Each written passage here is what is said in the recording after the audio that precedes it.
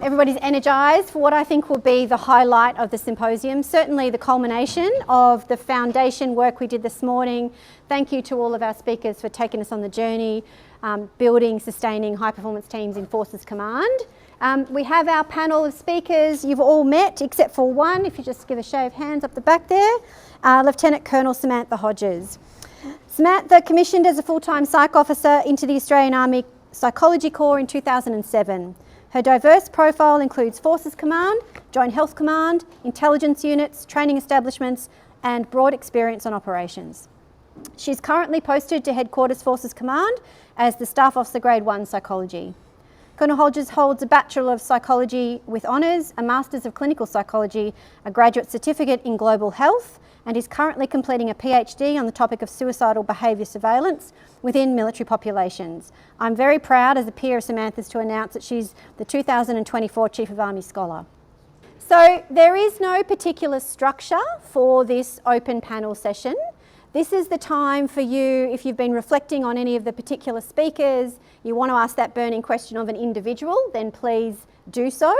This is also the time if you've just got general questions that you're happy for anybody to answer and then pile in on each other to support that, this is the time to ask it. What do you think the role of culture is in building and enhancing the performance of our teams? I think it's fundamental, and it has to be the cornerstone of every piece of human performance, because in any team organisation, there has to be an organisational culture that fosters performance, and without it, you're not going to be able to then perform as a team. You might have high-performing individuals, but they won't be a team. And I think everything we do needs to make sure that as we build teams, that the culture within the team is about the team first, not about the individuals. It's interesting when we do talk about elite sport methodologies, because all the elite sports teams all have a very similar amount of talent. It's the ones that have the best culture that seem to be the most successful.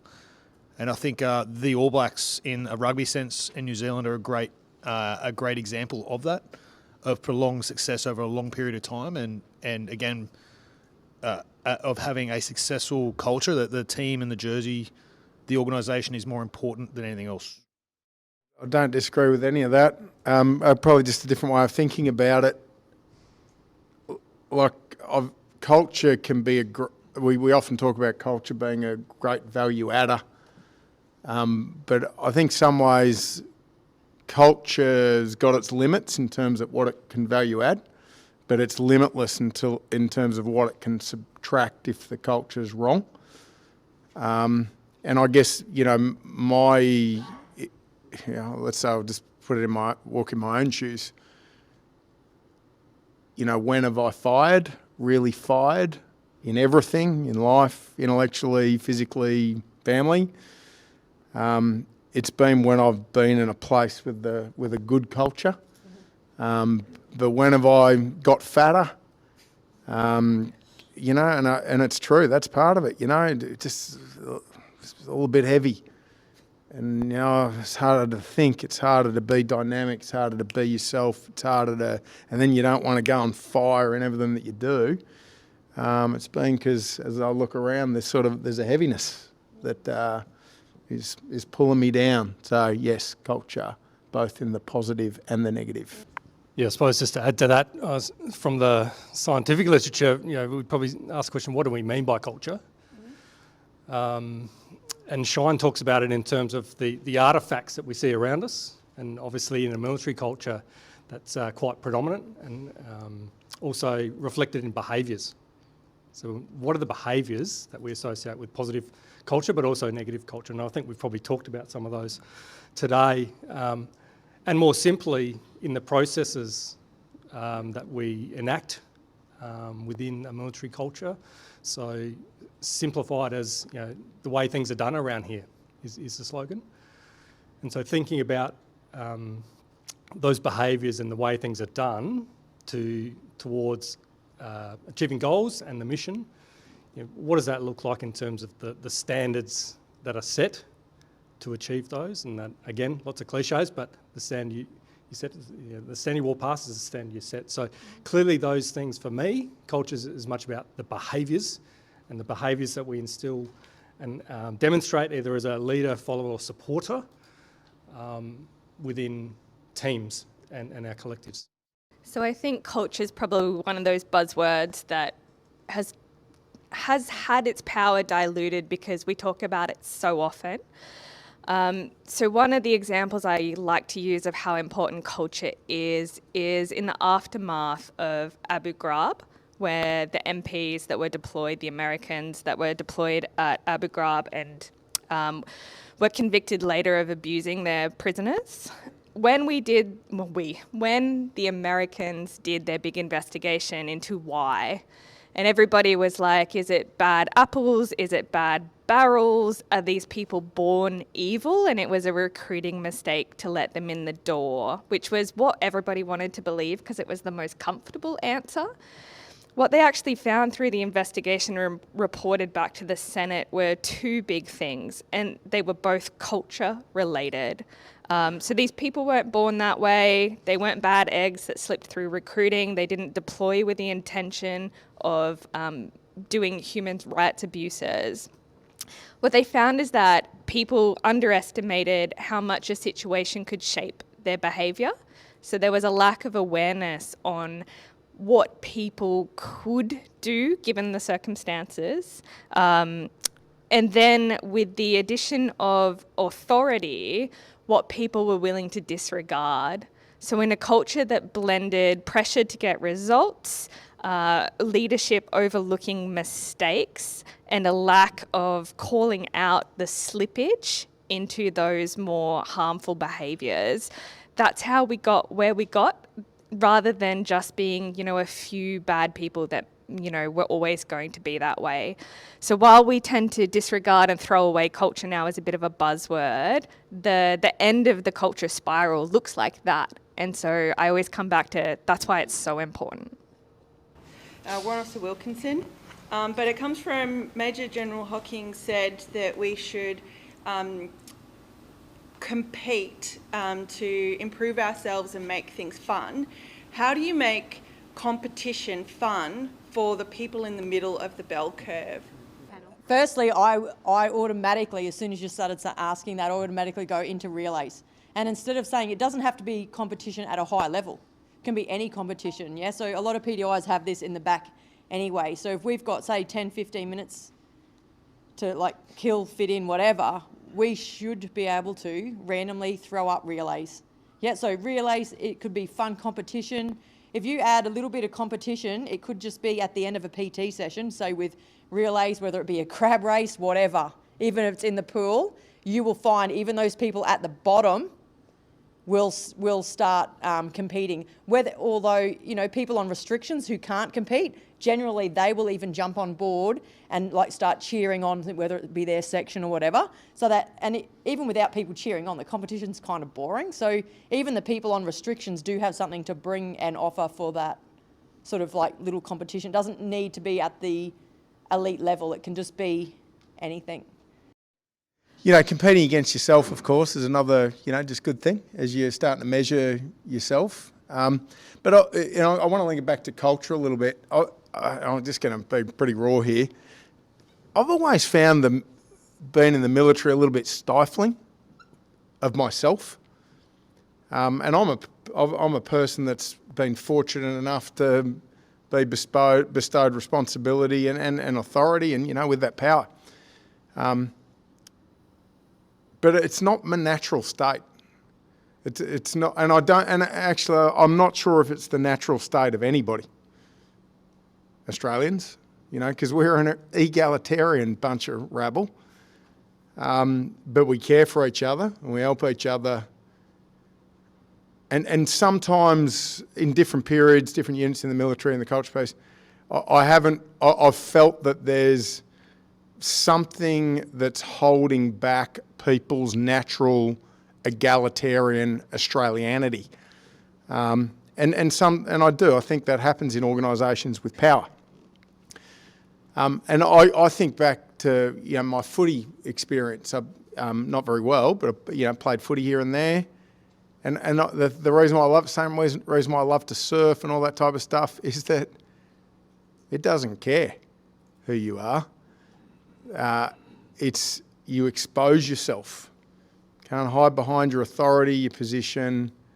It's just you and either the ocean or you and your opponent and your teammates. And all that artificiality that comes sometimes in power structures drifts away, and you really get to be yourself and see yourself and all that type of stuff. So I think there's something about humility that comes with competition that cuts through the position you're in. And that's got so many positive benefits at so many different levels that just leave that in your mind and think about how that triggers off. So it's not just competition to improve yourself. It's competition that creates those dynamics I described, and they start to tap in a little bit more to our natural state. I have a 4 and 6 year old who we're introducing games like Uno. And we want to foster that desire to be the best of themselves. But what we're trying to find is a balance between competition and enjoying. And as you mentioned, how do we get that balance? That is, how do we foster that competition, maybe that drive, that stoicism, as we tend to say in the Army, that Anzac spirit, that strong belief of doing it for the greater good. And that competition really does create innovation, and it helps us excel in our own positions. But how do we include enjoyment? Well, from my opinion, as a psych, I think it should be tailored for what's most important for those that you have, that you're managing, you're leading, or you're providing guidance to. There's no one solution to all contexts. And I think as leaders, when we're managing a team within a specific context, we need to understand what they value the most. And if we're trying to foster competition and also add in enjoyment, we need to understand how we do it for those specific individuals. Not every competition has to be the same, because you can quickly make competition toxic if you reward the wrong things. Not everything has to be a running race or a 5K run, and that's all you. Because the worst thing you got to understand is, as a leader too, you're like, even if it doesn't mean much to you, your actions have implications, and if you're inadvertently rewarding a set behaviour, people will start to behave in that manner. And I think that comes into your point, sir, as a relatively egalitarian society that we are, we're not a place that likes to say that, hey, what we're doing, even if you're appointed as a commander, whether it be as a general or a platoon commander, I don't think we're a society that likes to promote ourselves when we are in those positions.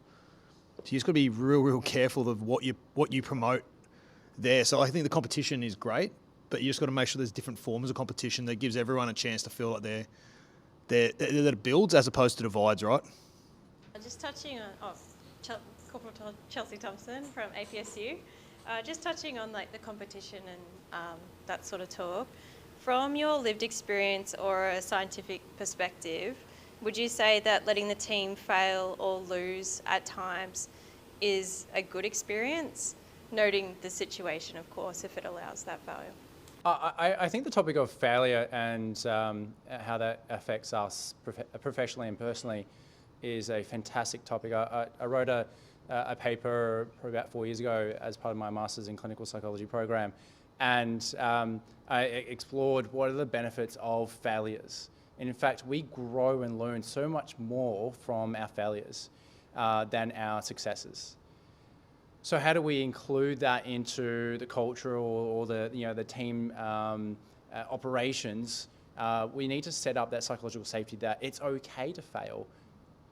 And as leaders, we need to role model, and we need to provide that environment where people can say, I failed, but this is what I'm learning from it. And the leaders and their peers are saying, that's okay, we'll learn from that too, rather than degrade, isolate, and really criticize someone who has failed. I think the latter is going to result to lower team performance and a culture that isn't really going to assist with our enduring positive culture that we're all striving for. So I think failures we can learn from, and I think we should foster an environment where it's okay to fail. It is 100% okay. And failure, we need to not be afraid of it. And we actually need to design training to failure and understand what that looks like, right? Because if we don't train to the point of failure, then we don't understand where the point of friction starts. And then we don't understand where effectively we culminate as a force, and we can't then measure ourselves regardless of what it is we do inside that force. Now, I can offer a personal example of me failing hardcore. Catastrophically, as a company commander in front of my company, right? And it was all me. Like, I stuffed it hard. My battalion commander is a current commander 3rd Brigade, now Brigadier McCammon. A live fire range, had my reserve in a place where it couldn't affect the battle. So as one of my lead platoons engaged, once they found depth, there were more depth pits there than we were told in the S2. In the intelligence picture, had to call the reserve forward. Took them about 6 minutes to get there from where they were. But in that time, it was too long. And it reinforced to me, like, throughout my whole career, you go through, when you're doing training, whether it's on Sub 1 Corporal right through to the ACOT-C, you get your checklist of things to put on your chute, and you get the reserve and you tick it on there somewhere, you quickly draw it in. You don't really think too much about it. That, for me, that failure was what reinforced me how important it was. And it also gave me time to pause and reflect on why things like that in our doctrine and our training are so important. I use that vignette a lot when I'm instructing at COAC, when I go down and instruct our next group of subunit commanders, because I think we can learn more from other people's failures so we don't do it ourselves. We've just got to have the humility to tell people how badly we stuff some things up. And I don't think it hurt me too badly yet. So I just want to, for General Hocking, just to pick you up on something that you said, which was you have to like each other.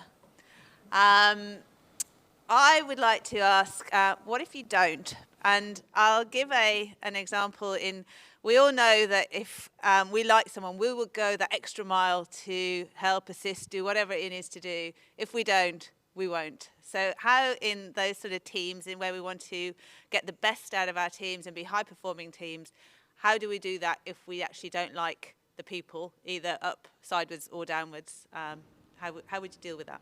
No, great question. And look, I wouldn't, I may have said it, I wouldn't say we have to like each other, but it's more, hey, let's not deny ourselves of the power that comes with teams that have learnt to like each other beyond transactional exchanges, in an organisational structure. There's a soul to it. But of course, as you quite rightly point out, that that's not the reality of the world. There's bump points here and there, and I think that there's probably a parallel with the failure thing, that you learn to have imperfection within yourself, around your team. So look, I think, how do we teach people to do that? So, let's just put it into a context. So, you're in a team, I don't know, 10 people. You've created an environment where people can get to know each other, at a particular level. I think in most cases you'll find the majority click, but the one or two that it just doesn't click with. How do we teach that? Look, I think it's not so much a teach thing; it's just an acceptance thing. And I don't think it's critical. Teams don't fall apart when those frictions come, but teams deprive themselves of something if they don't work to foster hey, this is more than just transactional. And you've got to orchestrate that a little bit. And sometimes the key ingredient is just time, and securing some time to do something that's not flowing down chains of command, but perhaps flowing just across humans. And that's probably more my point. But, there's plenty of people here that I hate it as much as me. What I would always sort of think about when that sort of happens, because let's face it, it's happened to everyone, you can still respect someone and not like them. Yeah, so I have not liked a lot of people I've worked with in the past, but you can still respect them. I'm not saying, obviously it goes, we're an army, respect the rank, that sort of thing, but you can still respect them as a human, and actually use the difference that they are. So if someone just could be totally different to me, but now I've finally grown up a little and I've realised that having people that are actually different around me makes the whole team better. Like if there was a whole section of me, it would be hectic. Yeah, just be chaos. Wouldn't work at all. Yeah, so finding out, well, I don't really like that person, I'm not going to go have a drink with them. It doesn't matter. I can still respect them and respect their differences, and then we can use those strengths and it'll only make the whole team stronger. From a psychology perspective, one of the things that underpins liking other people is having things in common with them. So we can artificially increase liking in a group by emphasising commonalities and also the usefulness of other people. So one of the hardest teams I ever had to assist in building was the very first exploitation team that the ADF has ever deployed overseas. They're a very small team, very, very different, dispersed ranks as well, who were deploying under intense scrutiny as the first exploitation team that we had sent. And we had a short amount of time to prepare them. And so one of the things we did was we started with just like, who are these people? And trying desperately to find commonalities. And when I couldn't find anything in common in them and their personal lives or their hobbies or their music preferences, I quickly pivoted to common goals on the deployment, common factors in what they were hoping to achieve, common left and right of arcs that they were willing or not willing to cross. And at least we created, even if they were never going to be friends, they became a team. So there are some tricks for helping a team come together that's a bit different. But it does take, I would say in those situations, it's not just luck. You actually have to do something proactive about it in a team that's not gelling just by luck because you happen to get a bunch of similar personalities and put them together in the little tank. If they start actually turning out to be piranhas and the tank starts turning into a bit of a mess, you really can't just rely on yelling at them or hoping it gets better. Something planned and proactive has to happen in that team, and the smaller the team, the quicker it has to happen. It would be my advice. Understanding our differences that we bring, both personality based, but the things that our preferences that we might have. So helping each other to understand what those might be might just be the conversation that you have to I suppose demonstrate a bit of humility, a bit of leadership, a bit of initiative to get to know each other, because you're quite right, we may not always like the other person that we're working with in a team, but I think it's also a pause for a reflection about why I may not like that. So looking inward rather than looking directly outward to say, well, I don't like that feature. What does it say about me potentially? And there's an opportunity to be thinking about acceptance and humility in myself. And when all that fails and you still hate the person, which, to be quite frank, in recent times I've had that experience. And, clearly I'm going to be very vague here, but it just, no trust, whole heap of things. I got to deal with that. And I found it sort of dealing with me more than I was dealing with it. And that wasn't good for me, it wasn't good for my team. But it was funny, everyone will do it in a different way, but I decided to just cauterize it, I guess, and just say, you know what, it is what it is. But rather than a constant stare on this relationship, and this is the power of teams, let me just let in the many other relationships that we swim around every day and put that into that broader context, and that seemed to work for me. So I think sometimes you do have to find ways to deal with it. And I was right in that circumstance, not them, just to say. So my question is, we've discussed a lot today about teams and leadership from the higher levels. From the lower levels and the lower ranks, how do you tell your boss that they're either a bad leader or an ineffective leader without them then affecting your PAR or negatively reporting on you? If you're worried about your PAR, you're not doing your job. PAR's nothing. Just do your job, know you're doing your job well, and be a good person, you'll get the PAR out of it. And if you don't, it's one, move on. You'll learn from it. Yeah, so it's not, I just confronted the person and said, so look, I want to have a chat. I find it's easy to take that person for a walk. You know, just so instead of sitting at a desk, whether it's just fine, only one of us is coming back, no. Yeah, so just, you know, just take the hit and sit down or whatever and just say, look, sir, ma'am, whoever, like, this is the way I'm feeling, might not be the case, I just wanted to voice it across. You say it's like, this is what you're doing, don't confront them that way, just like, this is the way I feel and the way I see it. And that just gives them a chance to think about it themselves. I don't want an answer now, so I just thought I'd let you know. And then leave it at that and see what happens. I've played this game before and lost, probably just the same as you did. I think when we actually look at this as a human endeavour, again, it forms teams. I don't think anyone in the army comes to work each day to be the worst version of themselves. Some people aren't as naturally gifted at being leaders as others. Unfortunately, this line of work, particularly in commanders, sometimes we do get a brand of sociopath, right? Did I use that right, Sam? Okay. But you will also get people who aren't that self-aware, right? Now, as a junior leader, if you feel you're getting to the point where you've got to speak, or you feel that you should be having to speak about if there's a toxic command climate you feel that you have, the fact of the matter is if that leader isn't already self-aware of that and isn't already aware that that climate exists, they're not going to pick it up by you telling them. I think that's there's a little bit of you kind of need to understand that as you're going through it. Now, throughout your career, you're not always going to have the best bosses.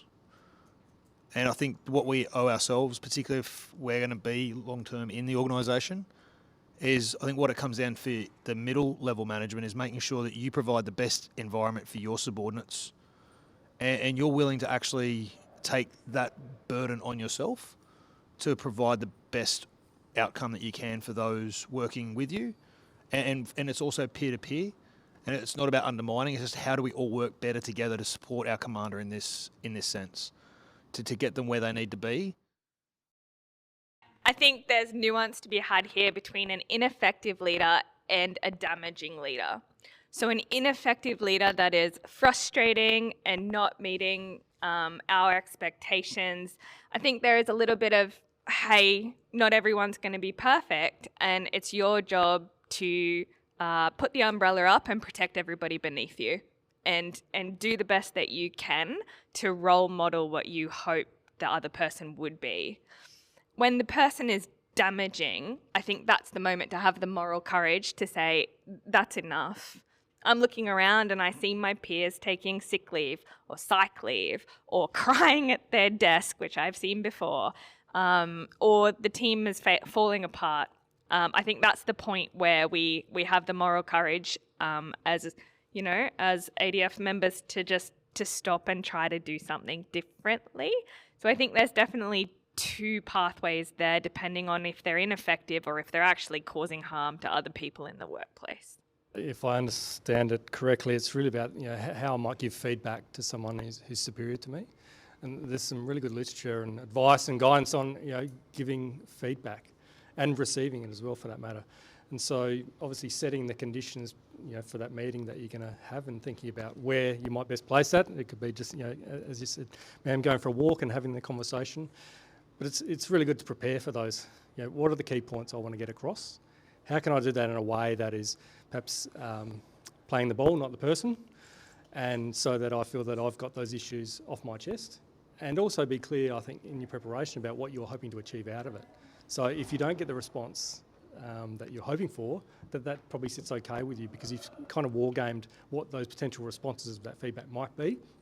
And the last point I'd make is the timing of any feedback that you provide is really important. Literature's pretty clear on this as well. So, if it's something that's ongoing, you just need to find that right time for it. But if you're letting it stew for a while, and not because you can't get that person's time, that may impact on, I suppose, the perceived relevance of that feedback for that person as well.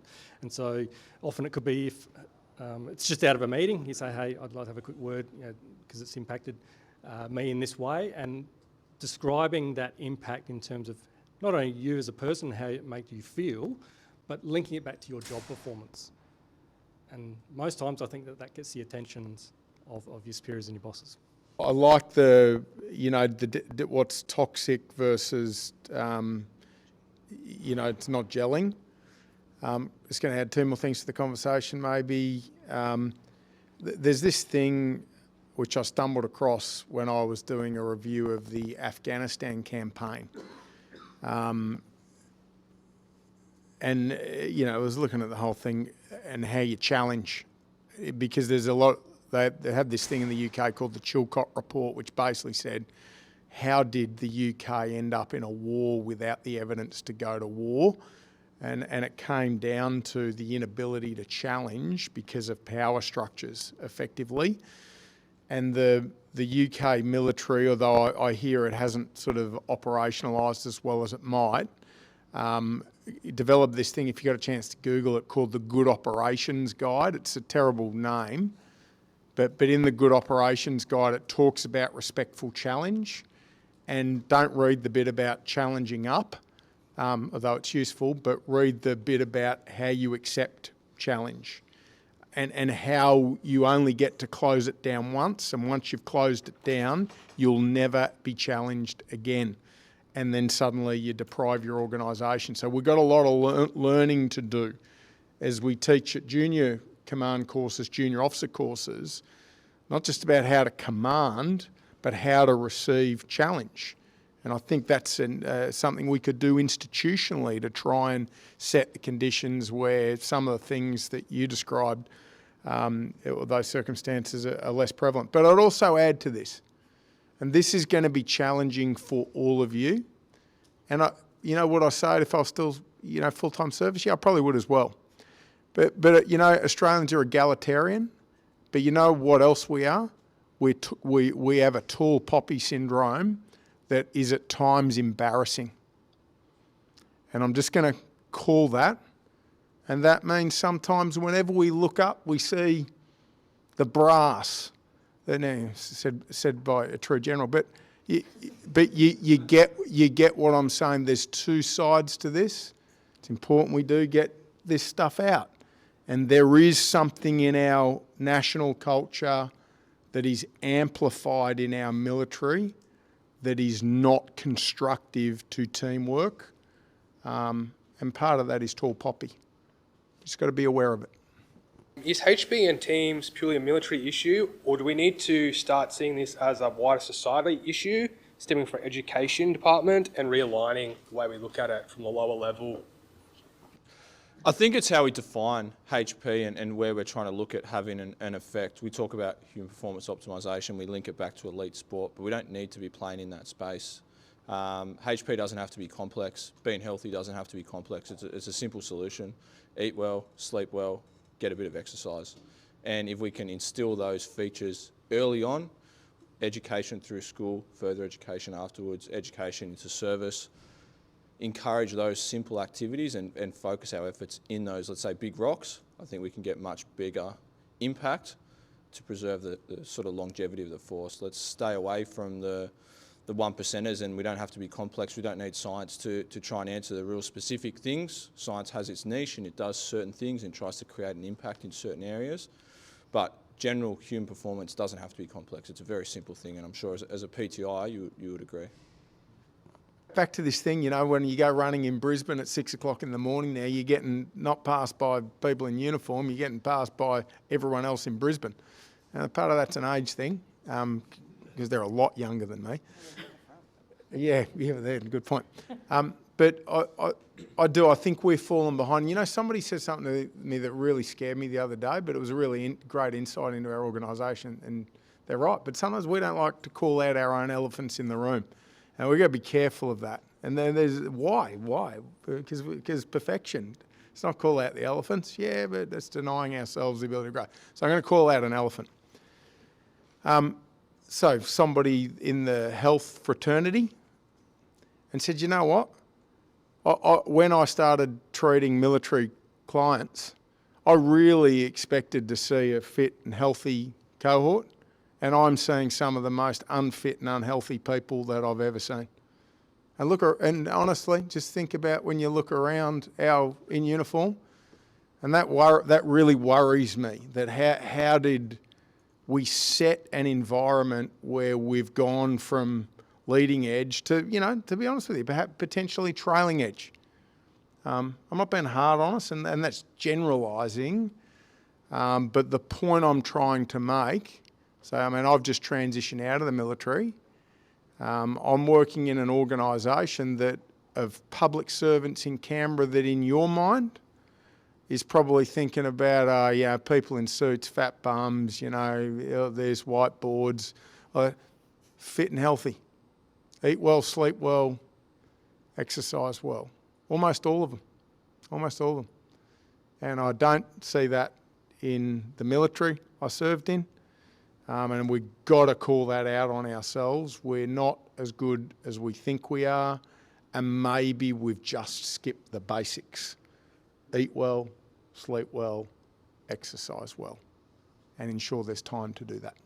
Don't disagree with any of those comments at all. I suppose just to reflect back to the HP effects, almost behaviours, if you like, and competencies that DG Tradeoff mentioned this morning. We want our people to be self-aware, mentally agile, good decision makers, physically capable and robust for their jobs. And I think, we don't limit that to Army. They're potential life skills and behaviours we want for everyone in society. Which gets me thinking, not necessarily answering your question, but HP potentially being a vector for recruitment. Come and join the Army and develop these life skills that you're already getting exposed to through your education system. We're going to double down on those now, in conjunction with the points that the General's raised. So for me, it's an absolute yes. Quick question to throw back to everyone else. Why is PT the first thing to get cut away? Every course, it's out of the program. You've got to be disciplined not to. All the time, it's cut out. And I can only fight so many people and going, sir, you need to throw it in. Ma'am, you need to throw it in. Should we go away? I don't have time. Okay. PT and sport. Yep. Always first to go. But we talk about HP and we want to make it this and this and this. But if we just did the basic, simple stuff and did PT every day, maybe we could fix 50% of that without even looking too far into it. Are we really realising how important this is? Or are we saying that the technical, tactical things in our culture out-trump and are going to make us win beyond the human's ability to actually do them sustainably because they're healthy, happy, and I don't know. I think actually the way we think about it at prioritisation level, that is what we think. That is what we think. That the technical, the knowledge, the other things that we've got to teach are going to be more important. I think that's what we think. And we're wrong. And we've got to get the cocktail right, that actually 80% of that with 20% of that creates a hell of a lot more bang for your buck.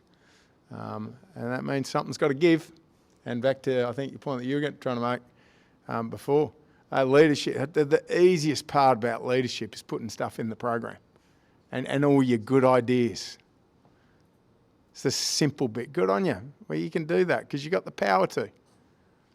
The hardest thing is I'm not going to do that anymore and it's going to hurt me and there's something I'm not going to be able to do, but this is what I get in return and that's worth it.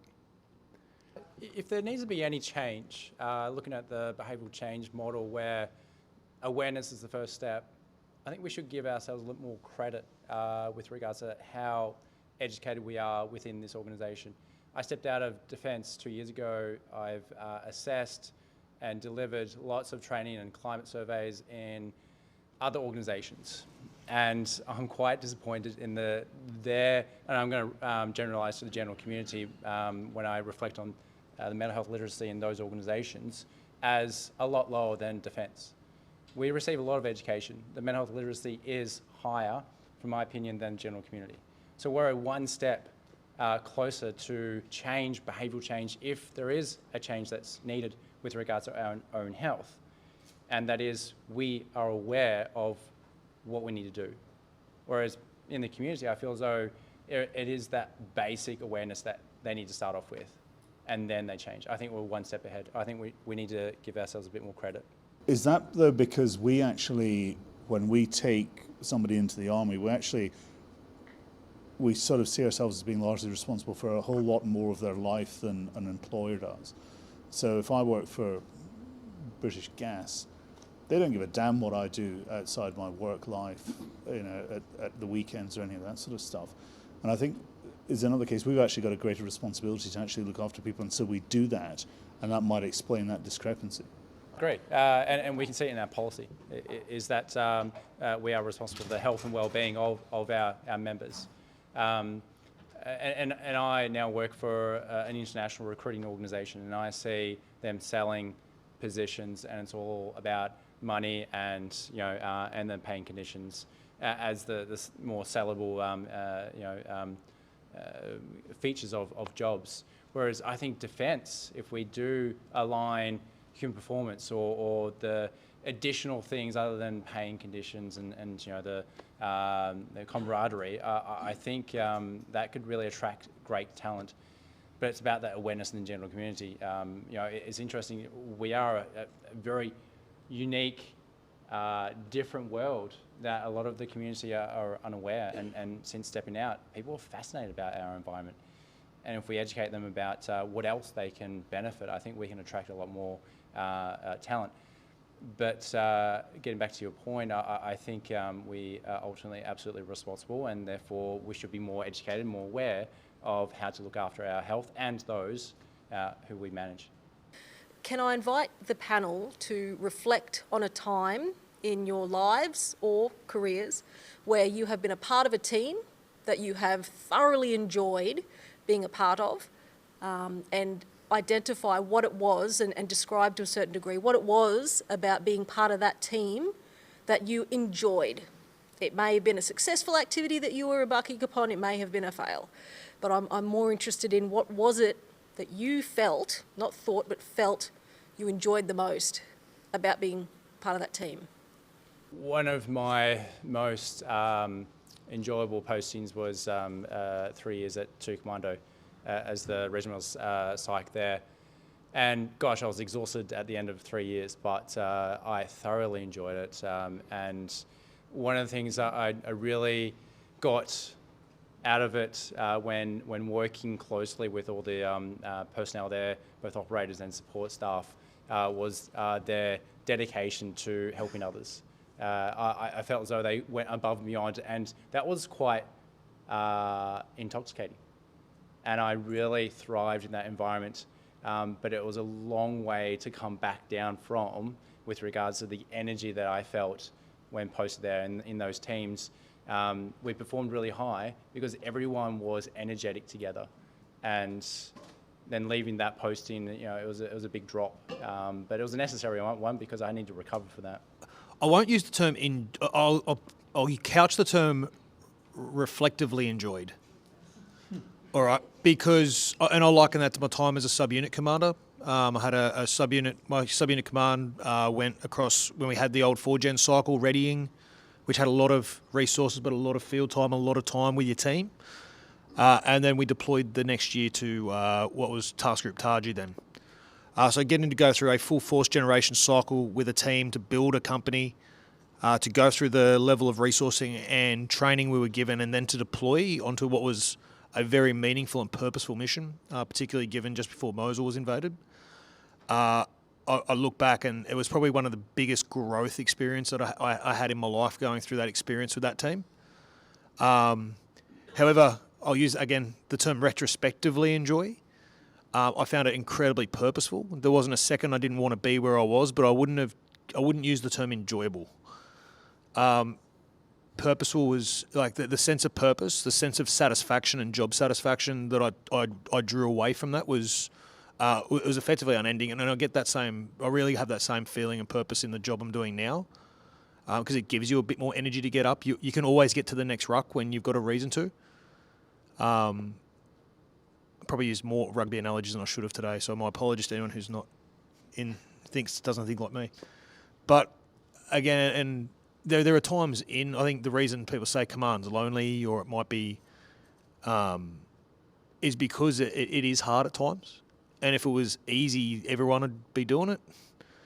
But I think it's an incredible growth experience that you, as a human, you develop and you become better for it. But I think you just, again, as long as you have that right grounding, that a little bit of humility, because the second you think you're killing it is a second away from the next catastrophe, and you realise you're really not. But yeah, so retrospectively enjoy. I think one of the characteristics of teams that have thrived, that I've been part of, is that everyone in the team is flat out. There's no pockets of latency because there's blockages in delegation or just organising people to get on with doing what they want to do. And it's just a buzz and everyone's doing their bit. And, from me, those above me and then all the way to soldiers on the ground. So I think that's, as you look across a team, how do you distribute the load so that everybody's taken up is a real secret in good teams. And you've got to be able to see that in a team because boredom or frustration that I'm not with my family and I'm not doing anything is a killer, an absolute killer for teams, for retention and for other things. And I think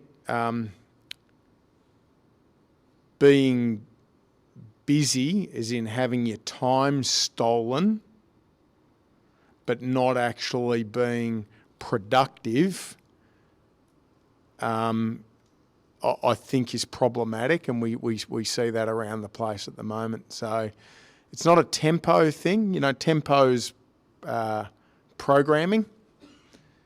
I think everyone wants tempo, but they want to be spinning. They want to be doing tempo, not just having time stolen because the tempo of their life Gantt chart is full, but the tempo of their day is not full. I automatically thought back to, so when I was at 3 Brigade as a PDI, I had the team there, the boss that we had at the time in the gym was really good. He just trusted us and respected us to do our job. So it was kind of like a work hard, play hard like culture. And I just remember everybody just being happy, like the whole team was sort of happy, and we would all help each other out. We were just working as fast, as hard as we can, working non-stop. But when we had downtime, we'd play basketball or do something fun together. Or if, I had something on with the kids, no one minded. I'd just go home, sort the kids' stuff out. No one felt anything differently about it because the work was done.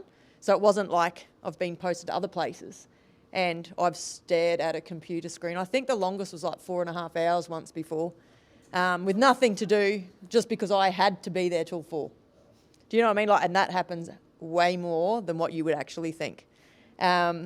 She's nodding her head, yeah. Did it this morning, no. So I think it is exactly what you said, sir. That time is, if you go and talk to anyone, they'll be like, why can't we just go home? And we always get thrown back in I've got a duty of care to keep you here. What if something happens? What if something happens anyway? Do you know what I mean? If there's no need to be at work and there's nothing to do, either find something to do. If there's really nothing, do something fun together. Take that as that team bonding. Do PT. Just do something productive rather than just wasting time, I think is what a lot of soldiers and what I found the most fun thing out of my posting. I'll offer a slightly different perspective from leading, managing and being a member of research teams. But I suppose what's common from my experience of feeling like I'm part of an effective team is some of the ingredients I talked about in the presentation today. That's a cliched response, I know, but certainly where it's clear from the outset that we've set the conditions, we understand the mission that we're trying to achieve with this research project. We set some milestones in place, and there's positive accountability on each individual team member, that they understand their role. And I suppose when I've been in a role where I'm leading those teams, I suppose relative to when it feels ineffective or it's not working to plan, is you're not having to pull information. The information's coming to you, and because the conditions have been set in terms of everyone knowing their role and working to a tempo, but there's a busyness there that is productive, but at the same time, sort of probably on Colonel Gilmore's point, that after the fact, sometimes if there are healthy conflicts and contests of ideas along the way, that's a good thing, because it can prevent you from being a bit too biased and perhaps revisiting the mission or the other opportunities. So I suppose in research teams thinking about the opportunities for innovation, if we just stick with what we'd originally planned, we lose the potential for other ideas to come into the mix, and that's a good thing generally in the research and innovation space. But generally it's around that communication, and that not just being verbal, but the non-verbals and the information exchange through products, updates on how those projects are going or the milestones. And as a leader, you get the satisfaction as a team member that that's going to a plan. And so celebrating those wins as you go, I think is really important, and that's what we did as well.